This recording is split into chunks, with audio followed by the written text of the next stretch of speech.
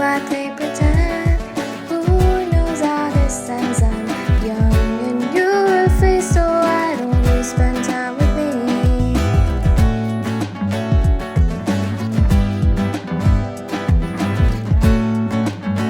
Conversations with Art.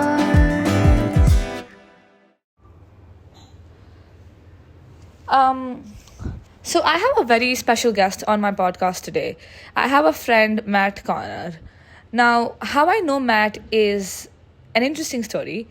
I have a really special friend, Piyu, and Piyu introduced me to Matt. Matt's actually visiting India at the moment, and we were both just hanging out at Piyu's place. And we had like a lot of conversations throughout this weekend. And a lot of them were super fun, super interesting.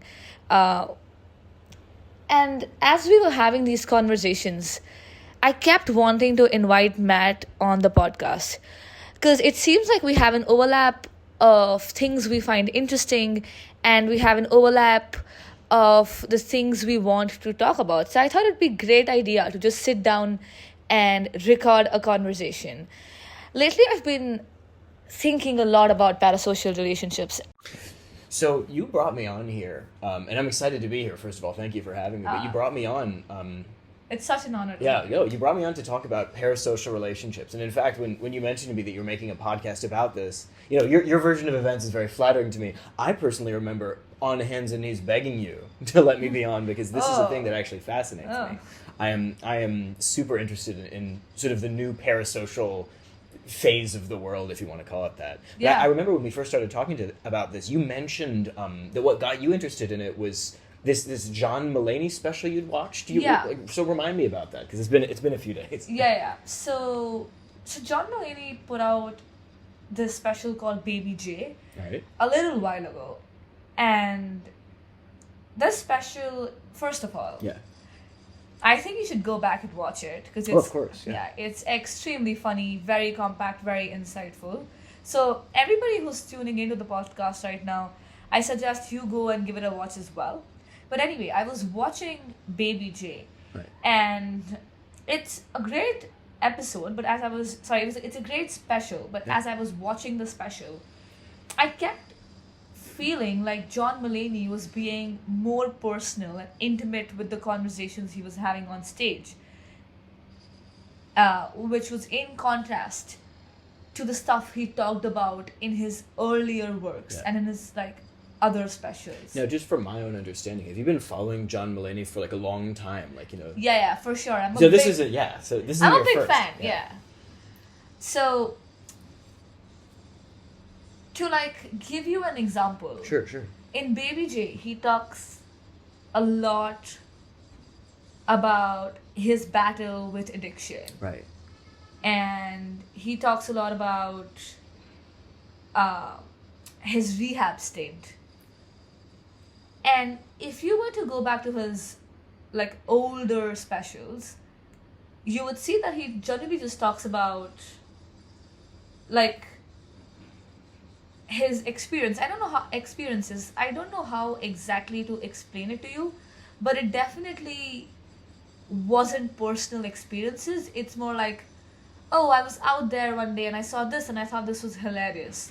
It's very observational or Yeah. slice of life, day-to-day humor. Exactly. Yeah. Exactly. So this got me thinking that why is it that a comedian made such a big shift Yeah. in what they choose to talk about? And let me give you some context here. Yeah, please. So, I was actually following John Mulaney back in 2020 when the news of his addiction first broke out. Right. And I remember at the time there was an online sentiment of people just, being worried for him, people just wishing him good luck. But then he came out of rehab and then went back to rehab a second time.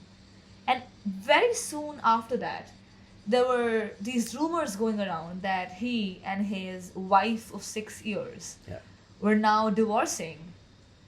And then in a couple of weeks, there was news that he was dating an actress called Olivia Munn. And was Oh, I know her. yeah, and that they were having a baby together. Wow. So people started speculating that there was some sort of overlap between the time he spent with Olivia Munn, his present partner, and his ex-wife, and people started thinking that he probably cheated on his wife, and this online perception of him completely changed. I can imagine like a whole web of narratives coming together around all exactly. of this Like too, people trying to figure out what was happening in his personal life, and this was also really crazy because John Mulaney generally has the rep of a goody two shoes. Yeah. Like, he's the sort of comedian who will never punch down. He's the sort of comedian who makes culturally appropriate jokes. He wears a suit and a tie, like a good gentleman. And from that, like his comedy is his office job. Like he's just showing up to that. And like he was just perceived as a good human being. People just started perceiving him in a completely different manner. Like now people were talking about his personal life and started to think of him as just a bad human being, and like as if he was putting a facade on. Was there ever like a phase of like John Mulaney is a complicated person, or is it just he's good now he's bad? Like there's no gray. It was actually, I would say it went from good to bad. I never saw it. I think it was never in the gray. That's super interesting. Yeah, and it's so crazy.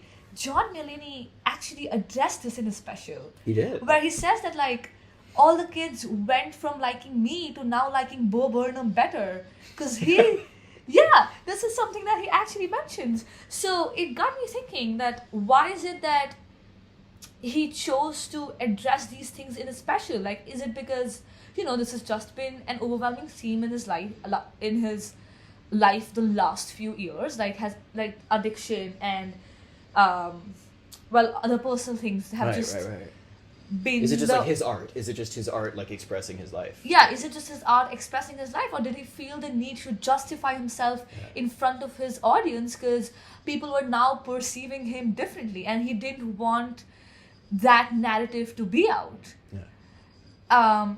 And this is actually what. Well, can I ask you actually before, just out of curiosity? So you've been following John Mulaney for a long time. So you've got like, I'm not going to say you have a sense of who he is, but you're familiar with his work, right? Yeah. When you saw this new special, did it feel, and again, like this is a word that's loaded, did it feel genuine to you? Did it feel like, oh, this is who he is and he's not messing with me, or he's, That's a good question. I'd have to think about it. And fair if you don't have an answer. I was just wondering, because it's like... I feel like sometimes with comedians, it's kind of hard to tell because they like make a joke out of everything. Yeah. But I would say that I feel like it's sort of hard to be disingenuous when you're talking about really heavy topics like addiction. Yeah. So I do think it was at least a little bit genuine. Okay. Yeah. It didn't really just seem like a show he was putting on. I think it was perhaps a mixture of like, how do I make the best out of the story? Yeah. With like, how do I also ensure that the story remains true to what it was? Like, it's perhaps a mix of both. Yeah. What got me really interested in parasocial relationships was that when like the news of his addiction broke out, like when people started talking about, oh, like he's going to rehab again, and oh my god, now he's divorced his wife, and oh my god, now he's having a baby with another woman. There was a moment in time where I wanted to know how he was doing. Like, I wanted to know.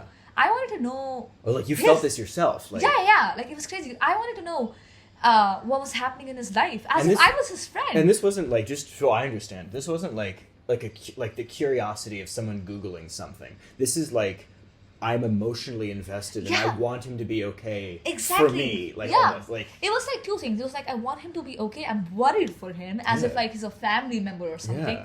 And the other thing was that I also just wanted to know from him. Like, I wanted to hear how he was doing from himself. Like, I didn't just want news articles from like the Page 6 magazine or the Entertainment magazine. I wanted to hear from him.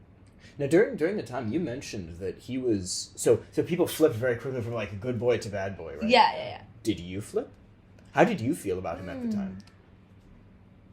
I'll tell you what. I don't think I flipped from he's a good boy to a bad boy. Sure. But I did start thinking about how much of their personal life Yeah. should affect their public persona. Oh, so you landed in the gray. You actually. Yeah, exactly. I land in the gay Nicely because done. I am also a very firm believer that a lot of the times things that happen in people's personal lives Yeah. are just really complicated, and like a one liner on like, oh, now he's having baby with another woman doesn't really do justice to his story. Like it doesn't really tell us what happened. Yeah. And I feel like it's wrong to just judge a person on the basis of such Yeah. news. But yeah, it did make me start to think that why are we so interested in the lives of celebrities? Yeah. And B, it got me thinking that how much of their personal life should impact their public persona. Like, I feel like in certain cases, like addressing Right. the second question, and Yeah. I want to know what you think, Yeah. Matt. But for the second question, I know that like if it's something like the thing that happened with Harvey Weinstein, where is Sure, that like sure. he's actually like multiple women came out with their Well, stories. With him, that's his criminal life. Yeah, exactly. That's like- this, you know. And some people might argue that that's still like his personal life and you can't separate the art from the artist, but I feel like in such cases it definitely warrants a social boycott, right? But say Yeah, if somebody yeah, cheats, absolutely. like say assuming two celebrities are dating, Right. and one celebrity cheats on the other celebrity, do you think that warrants a social boycott? Well, first of all, like, you've asked the right question because I'm stuttering. Yeah. I think, first of all, no. I think Okay. the answer is no, but I think it's no for a few reasons. Okay. One is that, is it that we know that a celebrity's cheated, or that we believe that? Okay. Because first of all, like, how much information and I think this is the thing you'd agree with, how Right. much information do we really have access to? Right, right. And even if we know for a fact that Yeah, cheating yeah. has occurred, do we fully understand like the meaning of it, right? Like even in like a personal life, if you have a friend, your best friend cheats on their partner, Yeah. and you're like, okay, we're not friends anymore. Like, is that how we react? Is that the way that we as human beings should treat each other? Is that how we deal with harm? Just by being bi? Like, that's not how we live. But the third thing, and I think this is actually like, for me, the most important, I, as like a human being out in the world, like when I hear about celebrity relationships, right? I never know how real those relationships are in the Yeah. first place. And so I'm hesitant because like, what business is it of mine? And how much of it even exists, right? Valid. That is extremely valid because I think we're sold an idea Yeah. of their lives or like an idea of their life that we want to consume, but we actually don't know what's happening behind closed doors. Like, we actually don't know the kind of people they are. We don't know the way they treat the people around them, Sure. the sort of lives they actually lead. We probably have access to only Like a part of sliver, the like a sliver, a part of their yeah. lives that they want us to have access Yeah. to. Like, I fully believe that every time Taylor Swift sets foot outside and there are photographers like clicking photographs Yeah. of her, she fully wants that. Yeah. And I feel like she wants that kind of publicity, which is why this entire I hope you're right, because she has it. I hope you're right. yeah, because I'll tell you why. I think there are a lot of celebrities wherein they fully and 100% benefit from this kind of publicity. Sure. Like, I think the Kardashians definitely benefit from that kind of publicity. I think Yeah. Taylor Swift, like, every time she sets foot outside with a different guy, like, people are so interested in her love life that they're Yeah. going to go online and talk about it. And then Taylor Swift puts out a song, and these people who are so Well, interested they're trying to deduce who it's about. yeah, right? exactly. They're trying to see who the song's about and like, oh my god, what went down in the relationship. Yeah. So I think with Taylor Swift, I think there's an incentive to step outside with anyone she's dating because, All PR then is people, good PR. yeah, right? and then people are just gonna go and want to stream her songs. I feel similarly about like celebrities like the Kardashians. Sure. But then there are celebrities like Adele, and there are celebrities like John Mulaney, and there are celebrities like Frank Ocean, Yeah. wherein I feel like they obviously are still involved in some sort of publicity, Sure. but they don't really end up putting forth their entire personal life. Like I feel like the way Adele works is that every time she puts out an album, she'll do like a bunch of interviews, she'll like go interact with fans a little bit, do her like tour, And then those she'll interviews are very like much like here's what I'm doing as an artist. yeah, and here's like how- yeah, it's not really about Not to what- Adele explain. yeah no like of course but I think like every time she's like done putting out an album, then she goes into hiding for 3 years and Yeah. nobody knows what she's up to until she comes back out There's again. a small cave in Argentina. Yeah. Where she, yeah. No. Yeah. So with celebrities like these, Yeah.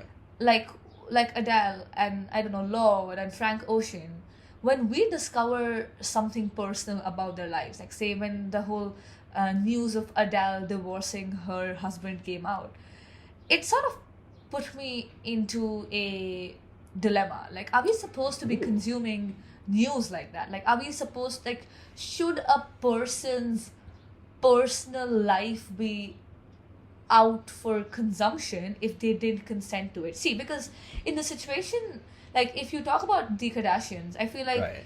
all of They that is monetize. like, They yeah, they monetize monetize. their They Yeah. want to put out their personal lives. Yeah. But say like somebody checking into rehab, that's so personal. Like Yeah, you wouldn't like live stream like here I am. yeah, and, but you know. but that's actually what people do. Like people, like when what Ben Affleck Yeah. checked into rehab, and there were paparazzis outside his ex-wife's home.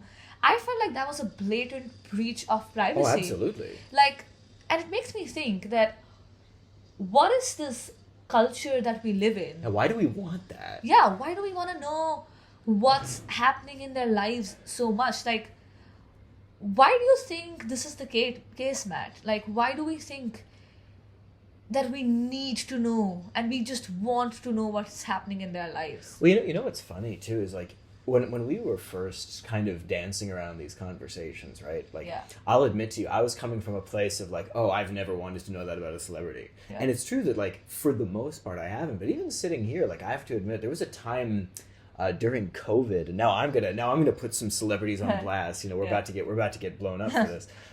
No, there was a time when so Neil Gaiman is a relative, know. a famous writer. Yeah, you know Yeah. him. And as a writer myself, you Yeah. know, I fall, you know. So Neil Gaiman and his wife Amanda Palmer, who is herself a famous musician Okay. and activist and writer, and she does everything. They were staying separately during COVID. Oh. They were staying apart. And neither of them reported it, but somebody else reported that, like, oh, they're apart. And I remember they had to make all these, like, tweets of, like, things are just hard right now. You know, like, I don't remember the verbatim what it was, but it was, like, this strange little glimpse into these lives of two people who... And again, like, it's not as though their relationship has been, like, some big secret, right? Yeah. You know, like, they post, like, you know, cute poems to each other. Or, like, you know, they have a relationship that exists in part in public. Yeah. But there was this moment where something that was a private part of this relationship became visible. And if I'm honest, I dug into it a little bit. I was Yeah. like, what's happening? Are they getting divorced? You know? And so I'm trying to think back to when I was in that place. Like, what was it that I was wanting or looking for? Like, Yeah. and it's hard to give a perfect answer to that. But I think it was something about...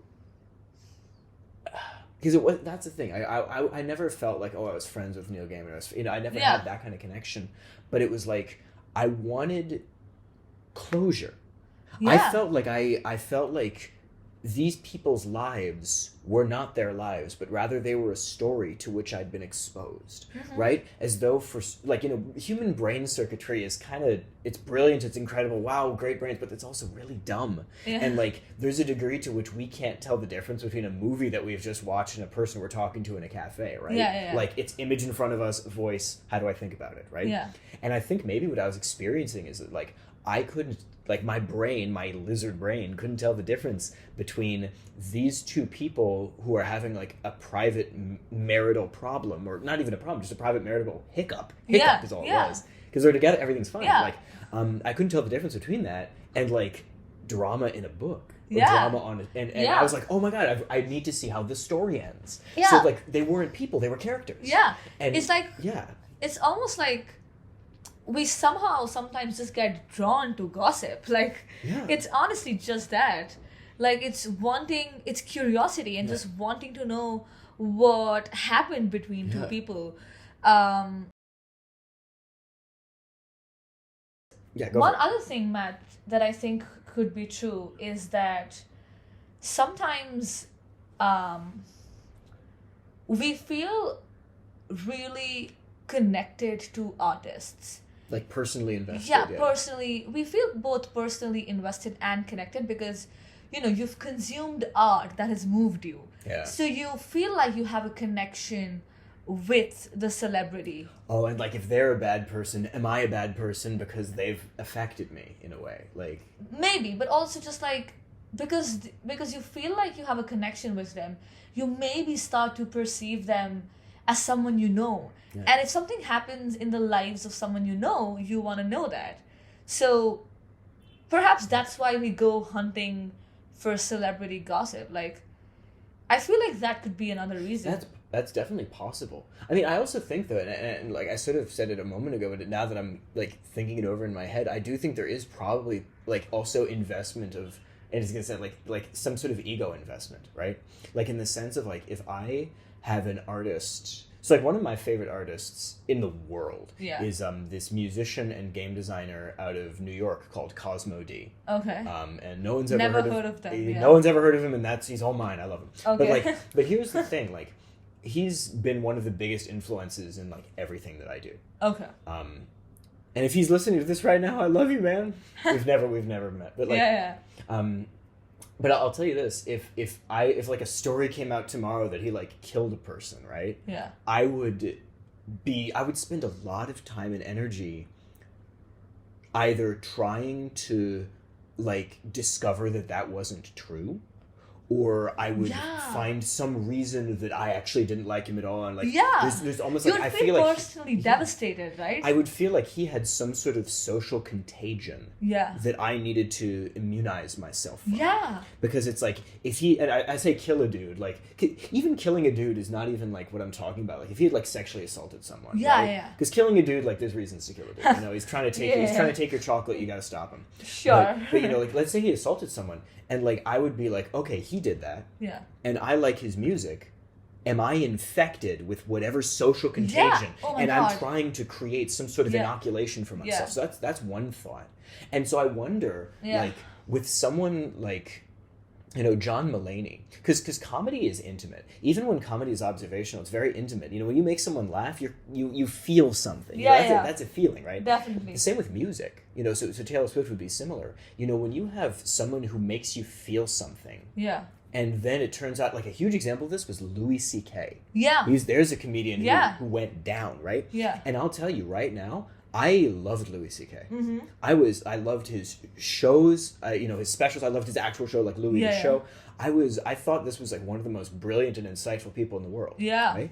And, you know, it's funny, like, because after, you know, Me Too happened and all the stories came out, I definitely, like, just, you know, persona non grata, right? Yeah. I was like, you know, I never liked him at all. Yeah. You know, there's a little bit of that. And now it's been long enough that I've let me kind ask of... you a question go right ahead, here. please. So, when the Me Too movement was happening and a lot of the people called out Louis C.K., did you feel like Louis C.K. wronged you somehow? Because I feel like when Yes. like, you know, when, so I like, I'm a big Taylor Swift fan, right? Sure. And when this entire, I think, a few months ago, when the news of her being the number one private jetter came out, and then there was news of her trying to file a cease and desist against the person who was putting out such news came out, I honestly felt like I was personally wrong. Like, I felt like the reaction was similar to what would happen if a friend did something to you that you did not anticipate. Yeah. And that's crazy. And to be clear, you're not friends with Taylor Swift. I just want to Exactly. confirm. I'm confirming for the people in the audience that... No, I'm definitely not friends with Taylor Swift. I would love to be her friend. Also confirming for Taylor Swift, if you're listening, Taylor Swift and Cosmo D, both of you, if you want to be friends with us, it's okay. We would be honored. But yeah, like, it's crazy, like, the illusion that fans have of the celebrity, but also the relationship they think they have with the celebrity. Because the celebrity doesn't even know of... Yeah, like, they don't know you exist. Yeah, they don't know I exist. So my reaction is kind of absurd, because it's all like a one-way feeling. Like, I have expectations from her. Well, that's the parasocial, right? Yeah, that's parasocial relationships for you.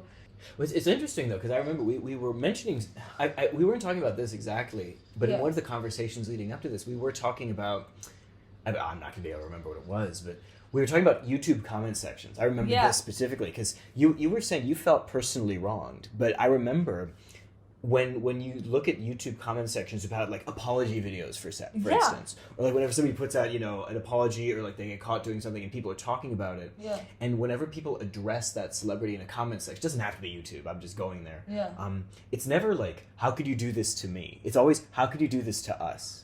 You ever notice that? Like, so even you Aru, as a fan of Taylor Swift, you wouldn't say, like, if you were talking about it, you wouldn't say, Taylor, how could you do this to me? You'd say, how could you do this to us? Yeah, for sure. How could you do this to the entire fandom? Yeah. So you're a community. It's not just that, like, you and Taylor you and Tay have a relationship. It's that you are part of a community that has a collective relationship with her, right? For sure. Yeah.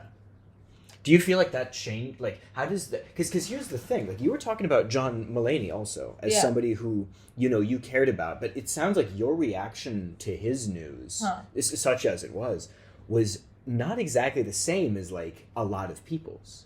So do you... do you feel like you're in a different parasocial place with John Mulaney than you are with Taylor Swift? Or, I mean, like, how do you place yourself? So that's a good question. Do you mean like, do you mean like I feel more of a connection to Taylor Swift than I do to John Mulaney? Is that your question, or is it more? Do you feel more of a connection to the communities of other people surrounding these people? I don't know that question. I feel like with Taylor Swift, I feel like there's a very strong community feeling, because like every third person knows a Taylor Swift song. And when there's a Taylor Swift song playing at a party... Only every third, I'm surprised. And like, if there's a Taylor Swift song playing at a party, there's most people singing to it. So I feel like definitely being a Taylor Swift fan gives you more of a community and gives you more in common with people than, say, being a John Mulaney fan could. But... what was your question again? Well, I'm just wondering, like... whether you... Okay, so, like, the reaction to John Mulaney, divorcing all of this stuff, and you caring about him and wanting him to just be okay, that is, at least to me, a subtle reaction. For sure. Whereas what you described for a lot of other people was kind of this flip-flop. And there's the reason I'm so interested in that black and white thinking is because... And again, like, I'm not about to do anything too crazy with this idea. Yeah. There's this phenomenon in psychology called splitting. Okay. And splitting is when when a person takes an object of focus, and that can be a person or an idea, and they will see it as either ideal, completely perfect, or the worst thing in the world. And this is something that happens a lot in what's called borderline personality disorder. Okay. And also certain like attachment styles have very chaotic attachment styles of splitting associated with them, right? Okay. And it's the sort of thing where it's like, oh, you bought me lunch, you are a literal angel, like you are everything to me. Yeah. Oh, the lunch had an ingredient I don't like, you hate me, you're trying to kill me. Yeah. I never want to see you again. Yeah. Right? And it's sort of like this very chaotic, unstable attachment. Yeah. And I wonder if maybe, you know, not so much you, because again, your reaction is one of secure attachment. Yeah. But like the sorts of other people who are reacting to John Mulaney in this way, I wonder if there's like some sort of wounded attachment style that's applying. I don't know. Like it's interesting. I think there could be. I also feel like the reason people respond in such extreme manners is also because the relationship you have with celebrities is generally online, if that makes sense. You know, you can. It's very mediated. It's very mediated by the internet. Exactly. Yeah. Like, you know what they're doing because there's a post on Instagram. Yeah. You know where they're like what they're wearing because the paparazzi clicked the photo, which again you see through like, I don't know, like a social media app. Yeah, it's not showing up at your door. Yeah, right? so I feel like when the news of a celebrity doing something wrong breaks, it's online. Yeah. So it's very easy to, you know, go and condemn somebody for their actions and just have an extreme reaction because the celebrity is not really gonna try to like communicate with you and tell you how they shouldn't be cancelled. Yeah. And they can just, you know, have an extreme reaction and get away with it, as opposed to like in your personal life, it's sort of harder to have an extreme reaction to your friend making a mistake because, you know, that's a real life relationship and your friend will like... If you damage that, the damage goes both ways. For too. sure, Yeah. 100%. It's also the case, too, that like when you're reacting to celebrity news, you're not just reacting to the news, you're reacting to the reaction, right? Like when you... Oh, yeah. Because like, you're not reacting to John Mulaney, you're reacting to people talking about John Mulaney. For sure. And you're like, either I agree with you or I disagree, I'm going to top you. You know, you say he's 99% bad, I say he's 99.5% bad. Exactly, you know? like you... There's a salience. Yeah, 100%, because... Yeah, you see you topped me. There you go. But for sure, like, because people feel compelled to give their opinions on things online, and then there's just like so many opinions and you're reading them all and you're getting more riled up. Yeah. And then you just end up making a story in your head that makes you react a certain way. Yeah. So... And it's hard to find, because the thing is also like an opinion that's subtle, the opinion that you're having where it's like, this is a complicated person, we don't know what's happening behind closed doors, that's like a 5-6 paragraph opinion. Yeah. That you can't, like you need to write your own article at that point, right? And you're not going to do that. Whereas like I hate him and what he's done to us is like 2 sentences, we're done. You know, like I type it, boom, done. Yeah. You know, so the gray area is very hard to like... Yeah, and also like I feel like these things often form an echo chamber as well. Oh, like if there's say 9 people who are saying, oh my god, what John Mulaney did sucked, even if there's one person who doesn't think so, it's going to be hard for them to sort of vocalize that. Yeah. Because now they're scared of being cancelled for their opinion. The social contagion has spread, right? Yeah, 100%. But Matt, actually, let's... I want to go back to another question, actually, that I asked you previously, which is that where do we draw the line and how do we draw the line? Because, like we discussed, there's celebrities that facilitate that kind of culture. And it's also further exacerbated by the fact that we now have influencers who are like people whose entire jobs is to just publicize their lives and what they do in a day and who they're hanging out with and who they're dating, whatever. So that's bizarre. Yeah, that's kind of crazy, actually. But let's get to that. Yeah. But then there's this culture where, you know, some celebrities want us to consume us in that manner. But then there are other celebrities that don't necessarily want to do that, but they get pulled into the cycle as well. So how and where do we draw the line? Well, okay, see, that's 2 questions. The first question, how? Yeah. I got nothing. I got nothing. I don't know how to... I'm beyond... You know, I'm 29 years old. I can't do anything.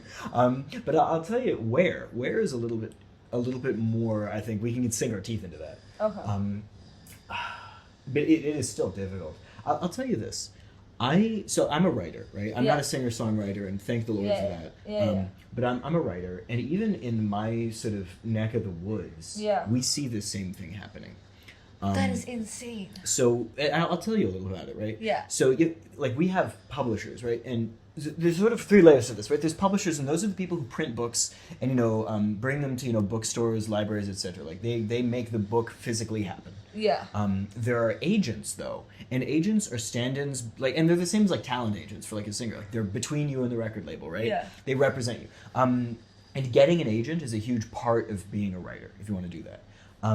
And so one of the things that's changed in the last 10, 15 years, give take, is we've reached a point where you have to be a sort of social media celebrity before you get the agent, right?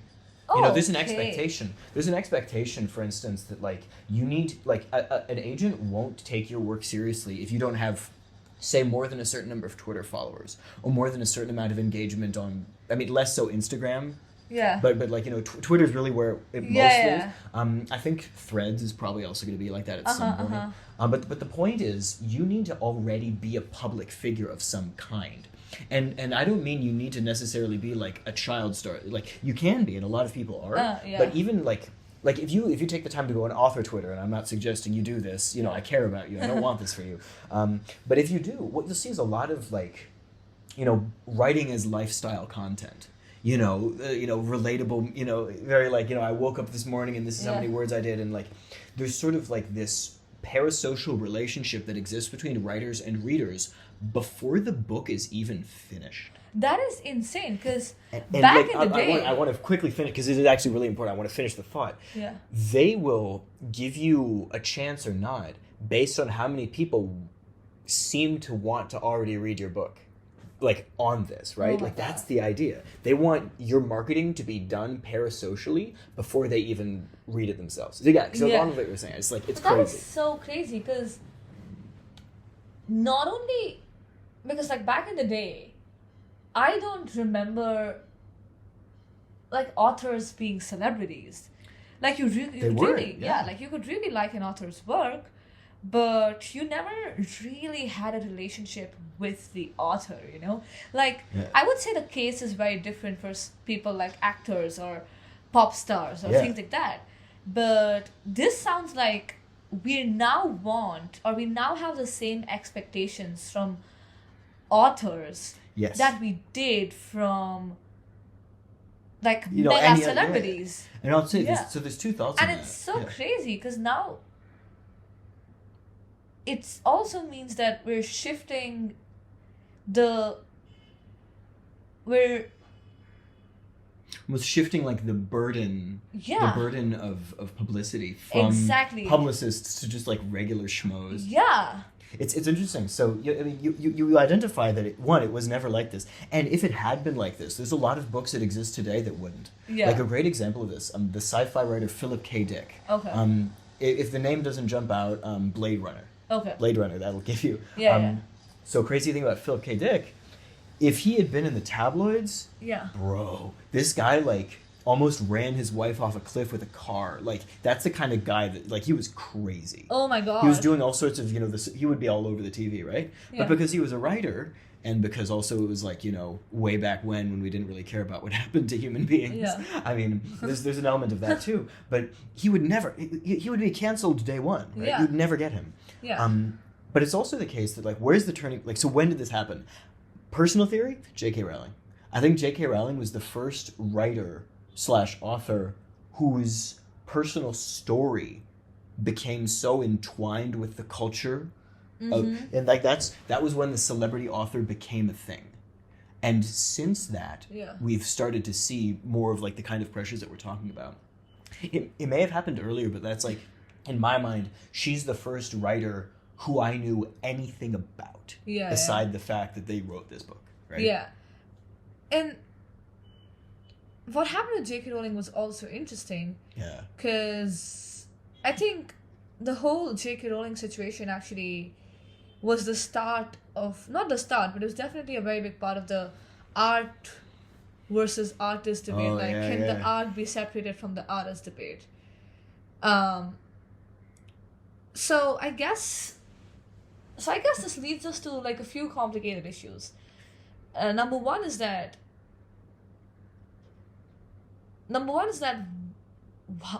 where is this culture moving? Like, Yeah. why is it that artists now need to be celebrities, and why is it that I mean, so I also like the thing is we also have that first question. It's like, where do we draw the line, right? And I Yeah. think it's related to that because if I'll tell you, the culture is moving to the point where like you're gonna have a camera in your bedroom every morning when you wake up. Yeah, and, like, yeah. people are gonna be like, oh, I don't like the way he brushed his teeth. Yeah. I can't read his book. Yeah. I mean, that's the ultimate state of this. So like, and it's so yeah. crazy. Sorry to cut you off No, here. please. But it's so insane that it's like we're also moving to a world where there are people who are perhaps extremely good at their craft, but they don't have a chance at things because they're not celebrities or people don't want to Yeah. consume them Yeah. in that capacity. But there are other people Yeah, who they're actually not good people as products, right? yeah, they're not good people as products, but there are other people who are actually terrible at their craft, but they're just popular, and We're not we will naming, still we're not consume naming any their art. names. We're not naming No, any I'm names. actually gonna name names. Oh shoot! Like there are so many TikTok I stars. disavow all of this. No, go ahead.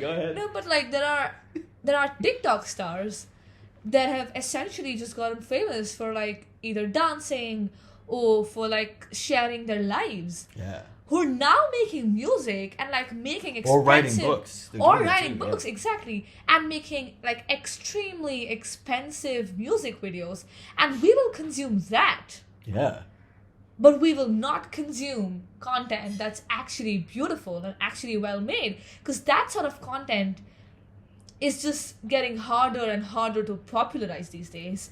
Like Yeah. the sort of people that talent agencies want to sign, or the sort of people that record labels want to sign, are often people who already have a following, like you just they're mentioned. pre-marketed. Yeah, By, yeah. that's exactly like what you said about authors. Like now authors need a Twitter following, which means It's that which also, and I remember we were talking like authors not only need a Twitter following, they need the correct kind of rep, right? Like Yeah. they need to sign their morality clause. And there's like we've talked about there are authors who lose contracts because they get yeah. people they fall out of public favor. Uh-huh. But keep going, yeah. No, it's just saying that this just means that if a record label or a publishing house is pouring funding into X number of books or say X number of movies or whatever, and that funding is going towards people that already have a following, Yeah. then that means that lesser and lesser people who don't have a social media presence or don't have a Twitter personality but are like really good at their crafts Yeah. don't get a chance. And that's kind of fucked up, I'd say. It's the death of the village. I mean, if you think about it like this, like you go back 100, 200 years, however many, whatever years, right? Yeah. Before the internet, Yeah. certainly. And probably before, like, CDs. Like Yeah. that, you go back far enough, and the idea of, like, being a musician, like, all art was local, right? If I was a musician in Paris, the people who listened to my music were in Paris, right? There was a time when that was true. Not now, but that's when it was true. And the people who listened to my music, if I was a musician in Paris, I don't know why I'm doing Paris, but like they were Yeah. people who would know me. Yeah. That was not a parasocial relationship. That was a social relationship. Yeah, that was an actual They knew my relationship. name and I knew theirs. Yeah. We'd see each other every day Yeah. or like every week at least. Yeah, like they'll run into you at the supermarket. Sure. Yeah. And the thing about it, right, is there's two layers to it. Because one, the world was small enough that all relationships were social. Yeah. But number two, there's the economic aspect of it, right? And we've mentioned this before, like very briefly, you and I. The idea that 100 years ago, if I was a musician, actually 100 years, it's long enough, 200 years ago, because 1920s stuff was happening. 200 years ago, I was a musician and I'm in like a village or a town. I'm competing with like 3, 4, maybe 10 other musicians, Yeah. and we all know each other, Yeah. and we're all friends, and we collaborate, and like Yeah. there's room for everyone to kind of exist in their art and Yeah. be what they are. Yeah. If I'm now living in a small town Yeah. and I become a musician, Yeah. I'm not competing with the 10 people from my Exactly. small town. I'm competing with Taylor Swift. Yeah, you're competing with. And in order to break into the space, right? Yeah. And break into the space in a way that's like sustainable, right? Yeah. That like because there are artists online who like have like 100 followers and they're happy with that. Yeah. More power to them. Yeah. But like to break into the space in a way that where like music can be my entire lifestyle. Exactly. Yeah. my music isn't enough. I have to sell me. Yeah. I have to be the product. You have to do everything you Yes, can to yes. popularize yourself and your music. If that means you have to publicize your, like, the most personal matters in your Yeah. life, you're going to do it. Because now it's a matter of whether you have bread on the table or not. Like, Yeah. if you can't popularize your music and you're just like a broke artist in New York, you're gonna have trouble paying rent. Yeah. So you're gonna make an Instagram. You're gonna try to Oh, yeah, post yeah. stories every single day. Even You're- outside the context of art, too. Yeah. Right? Like, one of the, like, we were talking about TikTok, right, a minute ago. Put aside music for a minute. Even just, like, TikTok influencers will try to outdo each other and do the craziest things. Like, Yeah. commit crimes in public. Yeah. And it's not because of some mass psychosis. The old people will say, oh, the kids are crazy. No, they're not. The kids are just really good economists. Yeah. The kids are very good businessmen. And they Maybe terrible human beings, but but what they've done is they've very efficiently analyzed the system and how to play it. correct. Yeah, I mean, we built this world; they're just living in it. Yeah. Right. So, but that's what I'm saying. Like, they're incentivized to go out there and go bananas, right? Because that's the only way that they can break into the space. Mm-hmm. And if they're just doing that to be influencers, what does a musician have to do? What does Yeah. it, like, imagine that, like, I want to become like the world's big, or Banksy. Like, think about, like, Banksy has to get bolder and bolder and bolder and bolder. He can't stop, Yeah. or he's gonna, be forgotten. Yeah. But just as we were talking about this, Yeah. I also realized that if we as a society are so fixated with our parasocial relationships, Yeah. and, like, basically the relationships that we foster with our celebrities, what we see is that overwhelmingly, like, most celebrities, fit into a certain category. That Yeah. means, like, a lot of our celebrities look really good. A lot of our celebrities, I don't know, speak and talk a certain way. Or at least so in... Are you trying to say that celebrities are pretty? This is No, but controversial. I don't know that this is true. I feel like this is also more true for India, for example. Sure. Like, it's very hard to find an actor or an actress that's actually not good looking. Like, Is Haru about to Because- drop more names?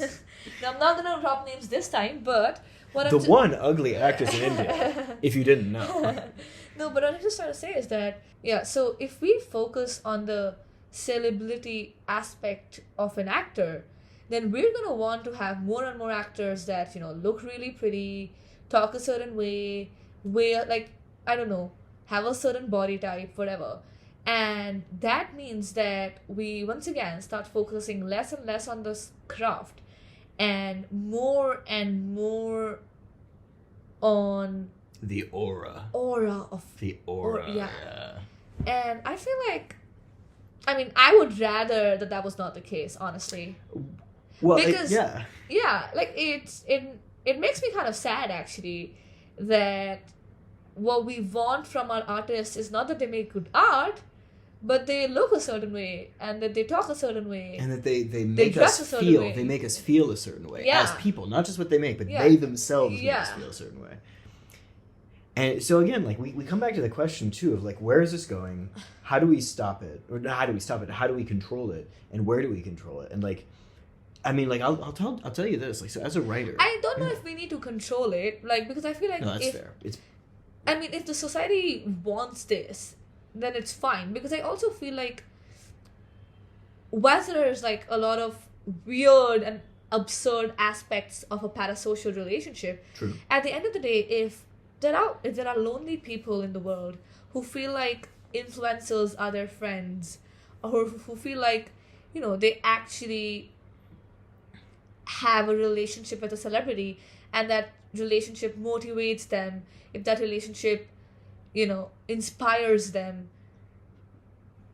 then that still counts for something. Do you understand what I'm Sure. saying? No, Like, of course it does. like, even if you have a parasocial relationship with Taylor Swift, but if she's a role model for young girls, yeah.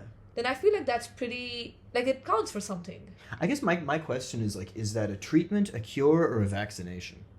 In the sense of, like, if people are lonely, do Yeah. parasocial relationships treat the loneliness? In the Yeah. sense that they're just a band-aid? Do they cure the loneliness in the sense that, oh, I was lonely and now I feel better? Or are they a vaccination against I loneliness? think it's a band-aid. The band-aid. So are we like? And so band-aids aren't bad things, but Yeah. I worry. My worry is always like we mistake band-aids for not band-aids, and we say, "Oh, we have parasocial relationships now. We don't have to worry about our crumbling social structure. It's okay. We have celebrities. It's all going to be okay. We don't have to worry about the fact that like people are seeing each other less and less." Or like we don't have to worry about the fact that like people have fewer friends now than they did 10 years ago. But I don't think You know? people are thinking that explicitly about No, this. not explicitly. Yeah, but like yeah. right, maybe like you find it harder to get on a call with a friend because you're, you know, already watching a video of an influencer talking about what they did in a day, and that's sort of like a conversation. Yeah, your eyeballs have like a certain amount of time that, there's an attention economy that exists, right? Exactly. So And I like, think it plays out in ways like that, rather than be like, okay, I've watched a YouTuber today, now I don't need to go out and socialize. It's more just like where your energy gets poured. Well, my concern is this. I watched a YouTuber today because I can't go out and socialize. And because I watched a Wow. YouTuber today, Yeah. the fact that I can't go out and socialize doesn't need to be fixed. Yeah. That's my fear. Ooh. And that maybe is that's actually a really smart. that might be a grumpy old fear on my part. No. That's a really smart thing to say. I agree. Yeah, I think it happens that way around more. Which is Yeah. that you satiate your need for certain interactions with the help of parasocial relationships, Yeah. and that actually disables you in certain ways. Or at least it demotivates you. Yeah, demotivates you to go and have real relationships. Yeah. Yeah. No, that's a real fear, because that doesn't just well, first of all, you have a snowballing effect, right? Because the more that happens, so to speak. But it's also like when I think about the arts, or I think about like the ability of a person to break into space, right? One of the things that I think is really important for every human being to have is like the ability to express themselves. Yeah. Right? And the ability to not just express themselves, but the opportunity to have that expression reflected back to them. Right? Uh-huh. And again, I'm old, so this is an old person idea. But like You're not old. I know I'm not. That's the sad part. I feel old, but I'm not. That's a really scary part. But it's more like when you have a parasocial relationship, and they're like people who I follow, Yeah. like people who I'm interested in, like legitimately, like one of my favorite YouTubers is a video essayist named Jacob Geller, right? Okay. And am I in a parasocial relationship with Jacob Geller? I don't know, Jacob, you tell me. But in all seriousness, like here's the thing, like he's written essays and he's like, delivered essays that have like affected me and made me think for a long time, and like they make me feel, capital F, like I know him, right? Mm-hmm. But this is a person that outside of the very narrow realm of YouTube comments, I can't talk to. Of course. I cannot express myself to Jacob. Yeah. No fault of yours, Jacob. And I can't have that expression reflected back to me. Yeah. Now I'm lucky because I have people in my life like you and like real people in my life who I can sit and talk to about the things that hurt me. Yeah. And the things that make me happy. Yeah. All emotions, a whole range of emotions, and you can be like, "Oh, I see you, I hear you. I can feel seen and heard directly and personally, and I get to go on my life smiling." So I have both of these things. Yeah. But I worry like somebody who doesn't have people in their life, or who does even, you ever heard that phrase lonely in a crowd? Yeah. Somebody who's lonely in a crowd, they're never going to express themselves to the people around them. That's not just speech. I worry that someone is never going to pick up a guitar. Yeah. And I worry that someone is never going to pick up a pencil or a paintbrush because they don't feel heard already. So why bother? Wow, that's a very And I'll tell valid you, like, concern. and it's not, the thing is, it's not coming from nowhere. I know I've met people who like feel so lonely Yeah. that they're squeezed out of art in a way. Like, Oh, no. the people in my life don't care about me. Why should I write anything? Even they won't read it. Mm-hmm. The people in my life don't listen to me. Why should I write any music? They'll never hear it. And like I work with teenagers, and like this is such a common sentiment. Oh, so are you trying to say that? That's why the death of the village is so Yeah. damaging. And again, parasocial. I'm not saying parasocial relationships are a bad thing any more than like sugar is a bad thing. Yeah. Or, I don't know, oxygen is a bad thing. Yeah. But you get too much sugar, you get too much oxygen, you get too many parasocial relationships, and that's all you've got going on. Yeah. It's gonna And hurt that can, you. yeah, that It's gonna can be hurt fun. you. Yeah. And like it's also it's painful in both directions, right? Because you say you're worried about John Mulaney. I believe you. Yeah. First of all, and I think that like John Mulaney's probably also pretty worried about John Mulaney. Yeah. Because not only is he going through everything he's going through.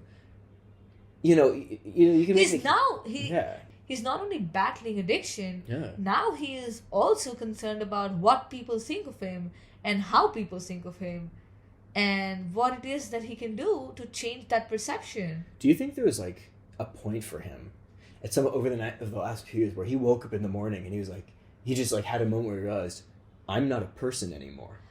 Yeah, I mean, I'm sure they deal with And every celebrity has like that. yeah, moment. like that moment where they think that their life has become an unmanageable size because there's Yeah. so many people that have opinions on them. There are so many people wishing them luck, but also wishing them bad and wishing them evil things. I feel like for sure, like it must be really hard to just lead a normal life. That must I can't. I also fully feel like imagine. we're sort of the way we're now talking about celebrities seems like we've gone into a pity fest for them. It's not. But I just want to make it very clear Yeah. to our audiences that I 100% I'm not trying to throw a pity party for celebrities, and I'm not trying to paint an image that, oh my god, we like all know like people like you and I are sitting with like binoculars on our balconies trying to surveil on the lives of celebrities and trying to, She also feeds hungry children and holds the door for old people. Don't worry, she's a good person. I promise. What I just think is this, like, I guess what we just wanted to do was analyze this culture as a whole and Yeah, and just like talk about whether or not this culture is like what this culture does for both the celebrities and the audiences and the fans. Well, I mean, based on what we've talked through, and like sort of a closing thought, like it sounds to me a lot like on both sides of the equation there are wounds. I think that we live both. I don't want to speak for India too much, but I think both Indians and Americans, and maybe especially Americans, live in what you could call a wounded culture. Mm-hmm. And we talked about band-aids. I think that the parasocial relationship is a band-aid on that wound, and maybe where we as a culture are failing, or at least failing to think, is the band-aid is the first step to treating a wound, but you need to do more to it afterwards. And we're not following up on parasocial relationships. Like a parasocial relationship is a good way to meet other people who are into the same thing that you're into, form closer and closer connections. It's like a gateway in a way. That's maybe a way to think about it, but that's just me. No, I agree. I think like if we could just have a slightly healthier balance to our parasocial relationships, things would be fine. I feel like absolutely, and that's the thing. It's I mean, like sugar. Honestly, it's like things sugar. are fine, but like I feel like it would be better if our parasocial relationships like we weren't constantly pushing the boundaries of a parasocial relationship. I think if we saw them for what they were, also, if we just see them for what they are, I think it'll be better. Which is why it's important to do what we're doing right now, just talk about it. Yeah. I think the more that this idea enters the space, because people aren't stupid, like I think anyone who knows that this exists is going to sit down and be like, okay, let me look at my life, let me take a moment, breathe, Yeah. But anyways, though, so thank you. Thank you for being on this podcast episode with me. I'd actually love to do another one with you. I think we should totally do it, by the way. Yeah. No, I'm here for it. I've got to go flip a garbage truck and set fire to a small municipality. But after I'm done rebelling against the powers that be, we can talk about something else. Sure. But it was such an honor to have you on this episode, Matt. Thank you so much for everyone who tuned in. I hope you Don't put her on too much of a pedestal. Yeah. Don't. I hope this episode was fun and coherent, and I hope we weren't going all over the place. We had a great time conversing, yeah. so I hope you had a good time listening to this conversation.